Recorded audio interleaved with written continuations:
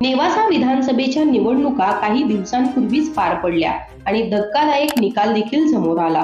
तालुक्यातील तत्कालीन आमदार शंकरराव गडाख यांना सोपी वाटणारी ही निवडणूक त्यांच्याच विरोधात गेली। अजूनही तालुक्यात विविध ठिकाणी कट्ट्यावर बसलेल्या मंडळींमध्ये चर्चा सुरू असते की तिरंगी लढतीमुळे ही निवडणूक गडाखांसाठी सोपी मानली जात होती। निवडणूक तिरंगी कशी झाली याबद्दल तालुक्यातील सर्वांना माहिती आहेच।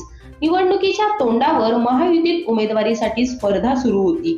महायुतीत कोणालाही उमेदवारी जाहीर होऊ दे, सगळे एकजुटीने काम करू म्हणणारे माजी आमदार बाळासाहेब मुरकुटे यांनी लंघे यांना शिवसेना शिंदे गटाकडून उमेदवारी जाहीर होताच प्रहार जनशक्ती पक्षाकडून उमेदवारी दाखल केली आणि महायुतीत बंडाची स्थिती निर्माण झाली।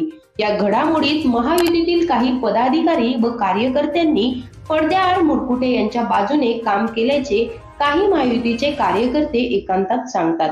निवडणुकी दरम्यान महायुतीतील पदाधिकारी व मुरकुटे यांच्यातील संघर्षही उघडपणे तालुक्याला दिसून आला। दरम्यान भाजपचे युवा नेते ऋषिकेश शेटे यांनी काही तासांपूर्वी सोशल मीडियावर एक फोटो व पोस्ट शेअर केली आहे, ज्यामुळे तालुक्यात पुन्हा महायुती व मुरकुटे यांच्यामध्ये असलेल्या संघर्षाच्या चर्चेला उधाण आले आहे। शेटे यांनी त्यांच्या फेसबुक अकाउंटवर एक फोटो पोस्ट केला आहे, ज्यामध्ये माजी आमदार बाळासाहेब मुरकुटे हे दिल्ली एअरपोर्ट वरील ड्युटी फ्री ब्रँडेड दारूच्या दुकानातून दारू खरेदी करत असल्याचा दावा करण्यात आला आहे। या सोबतच मुरकुटे हे माळकरी व वारकरी असल्याचा दिखावा करून तालुक्याच्या जनतेला फसवत असल्याचाही आरोप शेटे यांनी केला आहे।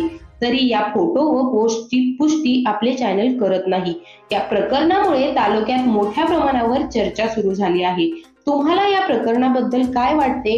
तुमचे मत देखील आम्हाला कमेंटद्वारे नक्की कळवा आणि ताज्या अपडेट्ससाठी न्यूज 24 महाराष्ट्र वेद महाराष्ट्राचा या चॅनलला सबस्क्राईब करायला विसरू नका।